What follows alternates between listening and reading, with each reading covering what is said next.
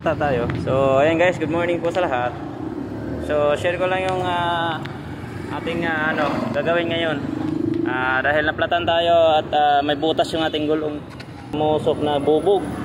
So, wala tayong tire sealant. So, ang gagawin natin dito, i-repair natin. Dahil gamit yung ito. Kita nyo ito. Yun. So, gagamitin natin to.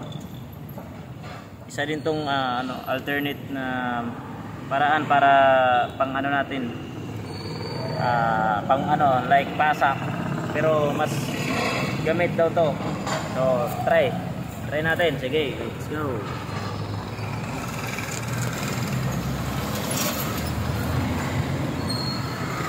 Dahil dalawang klase yung mayroong mas malaki-laki sa mga malaking butas, tapos mayroong yung laman, parang bahala lang ito ng screwdriver siya, screw type.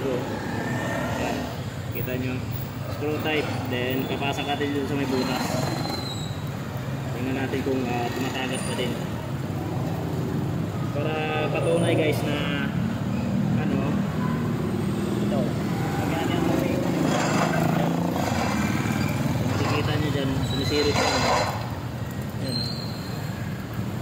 Walang naipo tubig dahil may siya, may singaw. So mamaya testing natin. So repair na natin. Tala yung booking, pero let's go for the goal.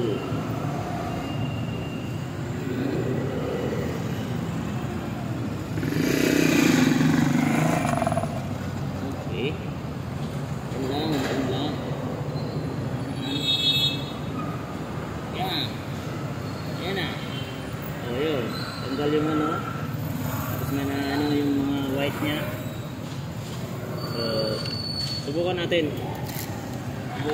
kung may tagas pa din. So buhusan natin ng tubig. Ayan, wala na. Kargahan natin ng hangin. Wala na. So kargahan natin ng hangin for hindi ba talaga siya singaw. Ito, puntagan natin hangin.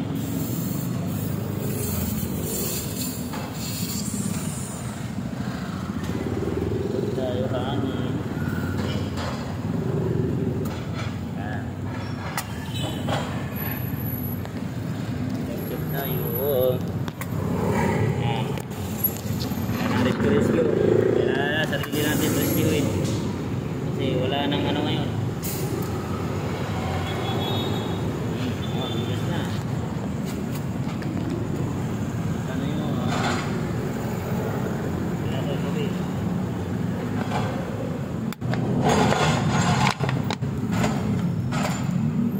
Ayaw. Wala na kagas. Wala na, narisan natin.